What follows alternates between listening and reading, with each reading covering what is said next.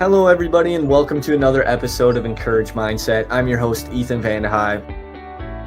And this podcast is all about improving your mindset, motivation, confidence, and overcoming some obstacles. Today, we have Dr. Lucy Johnson with us at the University of Wisconsin-Eau Claire. How are you doing today, Dr. Lucy Johnson? I'm good. How are you, Ethan? I'm doing excellent. Dr. Johnson, can you tell everyone a little bit about yourself so they know who you are and what you kind of do? Absolutely. So I am an assistant professor of digital literacies in the English department at UW-EC. I'm also the faculty advisor to the E3 student organization. So I have been enjoying this first year of the student organization as they've kind of recruited members and started to recruit speakers and just kind of work to professionalize themselves and engage in network opportunities. I'm really excited about it, and I think it's a great opportunity for students. Awesome. And this is kind of a good opportunity for yourself as well. So awesome to have you on. And obviously, this is an Encourage Mindset. So we talk about mindset motivation. So we have some questions for you today. And our first question is, how do you motivate yourself to get work done after trying many things and failing over and over again? This is a great question. So I think in terms of failure in graduate school, I kind of had to relearn how to study and how to be efficient in terms of meeting deadlines, making sure that I was producing work that I was proud of. And so I think after failing at attempts to set kind of like little deadlines for myself and not really meeting them, holding myself accountable to other people has been something that has really worked to keep me productive and keep me kind of on schedule, whether that's just checking in with a colleague or a fellow student from when I was in school, or even just like holding myself accountable to my boyfriend saying, I'm going to get this done so that we can have dinner later tonight or whatever else it is. I find that when I bring other people into considering how my work affects others and my ability to move through that work, it holds me more accountable and as a result makes me more efficient. Yeah, I really like that point because I think it's kind of a good idea to have a buddy system.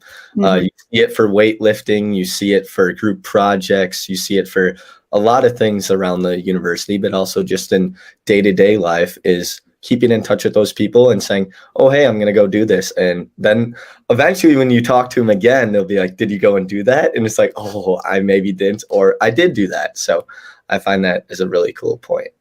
Absolutely. And I think it also leads to being a better group member for those settings in the workforce where you do have to work with others, right? We all hate the group project in college, at least my students do. I have like a hangover meme where it's like each person is the rule, like the person who does nothing, the person who waits to the last minute. And so I think just that practice of holding yourself accountable to other people, even if there's no tangible outcome to that collaboration, makes you a better kind of coworker, partner, whatever the case may be. And when you do get in those group settings in the workforce, it makes you a better partner. So absolutely.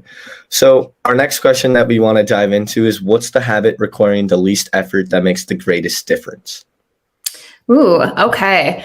So this might seem like a really obvious answer, but it's one that I think is kind of difficult to remember at times. Drinking water. Honestly, drinking water requires the least amount of effort, but it produces the maximum results. Drinking more water helps to keep us not only hydrated, it also focuses our concentration.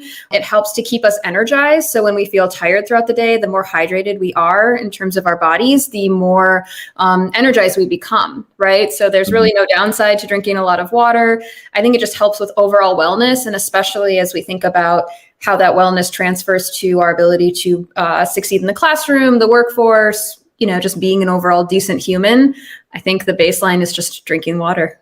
Okay. Yeah. I mean, that is a good answer. It's one I didn't expect, but I really think, for myself, I don't really drink a lot of water throughout the day. So maybe this is a good lesson for me to start implementing. So, but I think sometimes it is hard to do because either you don't have a water bottle on you or you're walking around trying to find a bubbler. But yeah, that is a very cool habit that people should, if they're not doing right now, start doing it a lot. My next question for you is, what book or podcast would you recommend helping someone find their motivation or improve their mindset?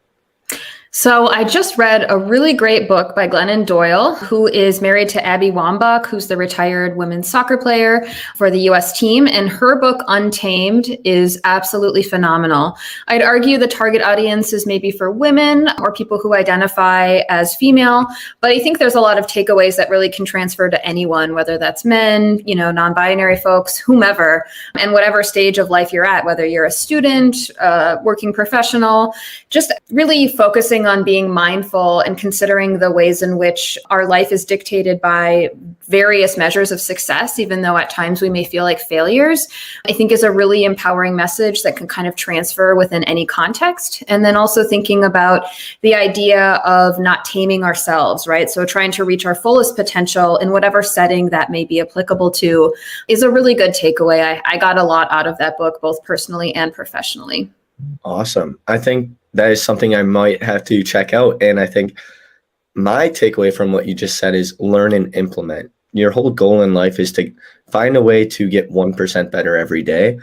And you have to view things as small stepping stones. And if you can find a way to fail, view that as a learning objective, and you're learning and then you're implementing so you can get to that next small stepping stone, that 1% better. So that's all I had on that, but that sounds like a great book, and I definitely will look into checking that out. Our final question for you today is, what is your best advice on keeping focused on important matters when the distractions in our lives are constant? This is a really great question, and I think that it's one really relevant at the end of the semester when we're really stressed out and, those kind of long-term, really holistic goals seem kind of far out of reach when we're just trying to focus on getting through the day in terms of when's the next exam, when's the next major project. But I think that even just having mindful moments with yourself throughout the day in terms of thinking about how each smaller task builds towards a larger goal can be really essential. So whether that's making it until the end of the semester so that you can reach that graduation date, whatever that date is, right? Or making it through the week so that you have time to enjoy the weekend, right? Thinking about how each smaller moment serves as a stepping stone to that larger outcome can be really integral to kind of not allowing those smaller tasks to consume you in a way that makes you then lose sight of those larger goals. Yeah. And I think you kind of talked about it earlier, how in the meme, a lot of people procrastinate to the last day to do something. Why not every day do like 10 minutes of work on that project, or 15? Because I feel like, I don't know, this is myself especially. If I get into a project, I'll say I'll do a little bit of work on it. I end up doing it for another hour or two. So that way you are trying to set yourself up for that good weekend, or finishing your assignment on time. So that's just something I kind of realized and wanted to express more, because I really thought that was a good point that you said.